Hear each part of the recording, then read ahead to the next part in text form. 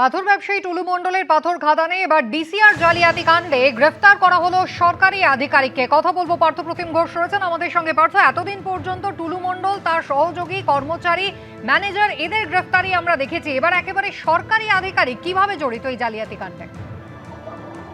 দেখো, টুলু মণ্ডলের এই যে মামলা, টাকা উদ্ধারের যে ঘটনা, সেই ঘটনা এবারে প্রথম গ্রেফতার হলো কোনো সরকারি আধিকারিক এবং SDNLLRO অর্থাৎ sub division land and land reform officer, সেই দপ্তরের যিনি হচ্ছেন হেড ক্লার্ক, তাকে কিন্তু গ্রেপ্তার করলো পুলিশ। এবং ধৃতের নাম প্রবীর দাস। তিনি হচ্ছেন যে বীরভূমের সিউড়ির যে SDNLLRO অফিসের হেড ক্লার্ক।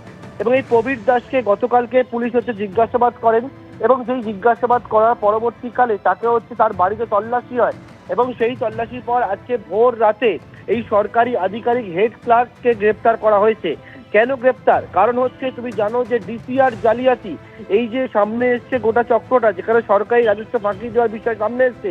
এই ডিসিআর যারা এই ইস্যুইং অথরিটি রয়েছে, অর্থাৎ যেখান থেকে ডিসিআরটা ইস্যু হয় সেটা SDNLLRO থেকে ইস্যু হয় এবং সেই SDNLLROর অফিসের যিনি হেড ক্লার্ক রয়েছে তার কিন্তু ভূমিকা ক্ষেত্রে পাওয়া গেছে এই জালিয়াতি চক্রের পিছনে। এবং যেমনটা পুলিশ জানাচ্ছে যে এই যে প্রবীর দাস, তার কিন্তু একাধিক তথ্য প্রমাণ তার বিরুদ্ধে পাওয়া গিয়েছে, যার মধ্যে তুমি জানো যে কিছুদিন আগে একজনকে গ্রেপ্তার করা হয়, টুলু মণ্ডলের ম্যানেজারকে, এবং তার কাছ থেকে ডায়েরি উদ্ধার হয় এবং সেই ডায়েরিতে একাধিক সরকারি আধিকারিকের নাম উল্লেখ করা ছিল যারা কিন্তু টাকা পেত এবং তারা এই যে দুর্নীতির টাকা তাদের কাছে পৌঁছে যেত। এবং এই যে হেড ক্লার্ক প্রবীর দাস এবং তার ভূমিকাও কিন্তু পাওয়া গেছে এবং তার পরবর্তীকালে তাকে গ্রেপ্তার করা হয়েছে। অর্থাৎ জাল ডিসিআর তৈরির ক্ষেত্রে এবং জাল ডিসিআর যে সেখানে এরম ভাবে ছড়িয়ে পড়েছিল, যার ফলে সরকারি রাজস্ব যে একটা বড় ফাঁকি হয়েছিল। এবং তার পিছনে যে এই যে ব্যক্তি প্রবীর দাস, সরকারি আধিকারিক, হেড ক্লার্ক, তার ভূমিকা পাওয়া গেছে এবং তারপরে তাকে গ্রেপ্তার করা হয়েছে। অনেকেই যে বিষয়টা বলছিল যে সর্ষের মধ্যেই ভূত রয়েছে, না থাকলে কিন্তু এই বিষয়গুলো হতে পারে না, সেটাই কিন্তু যত তদন্ত এগোচ্ছে তদন্তকারীদের কাছে স্পষ্ট হচ্ছে।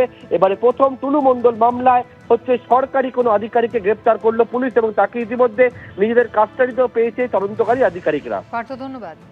21টি রাজ্যে যে ধরনের লগ্নি উন্নয়ন হচ্ছে তার বাইরে পশ্চিমবঙ্গ নয়, লাউডন স্ট্রিটের একটি অনুষ্ঠানে আশ্বাস মুখ্যমন্ত্রী Suvendu Adhikari. Under the great and able leadership of the Narendra Modi 21টা রাজ্যে যে ধরনের ইনভেস্টমেন্ট এবং ডেভেলপমেন্ট হচ্ছে তার বাইরে পশ্চিমবঙ্গ যাবে না। এবং এখানে আমরা আপনাদের কোঅপারেশন চাই, আমাদের বন্ডিংটা খুব দরকার। কেউ বা কারা বলতেন ভাষার নামে ভাগ করে দিতেন। আমি পশ্চিমবঙ্গকে গুজরাট হতে দেব না, আমি পশ্চিমবঙ্গকে ইউপি হতে দেব না। আমি আপনাকে বলছি, we all are proud Indian. নানা ভাষা, নানা মত, নানা পরিধান, বিবিধের মাঝে দেখো মিলন মহান। এবিপি আনন্দ, এগিয়ে থাকে, এগিয়ে রাখে।